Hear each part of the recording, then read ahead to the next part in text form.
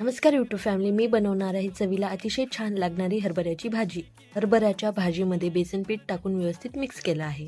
कढई घ्यायची आहे, कढईमध्ये तेल टाकून घ्यायचं। तेल छानसं गरम झालं, मोहरी टाकायची। मोहरी तडतडली की जिरे टाकून घ्यायचे। मोहरी जिरे छान तडतडली की लसूण टाकून घ्यायचा। लसूण छानसा परतून घ्यायचा आहे।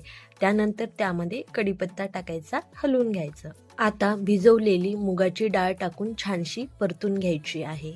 आता यामध्ये हिरव्या मिरच्याचा ठेचा टाकायचा, परतून घ्यायचा आहे।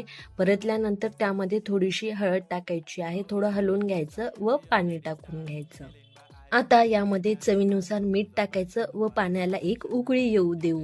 पाण्याला उकळी आली आहे, यामध्ये आपण बेसन लावलेली हरभऱ्याची भाजी टाकून व्यवस्थित हटवून घेऊ किंवा मिक्स करून घेऊ। भाजीला एक वाफ आली आहे। गरमागरम हरभऱ्याची भाजी तयार आहे। व्हिडिओ आवडला असेल तर लाईक अँड सबस्क्राईब।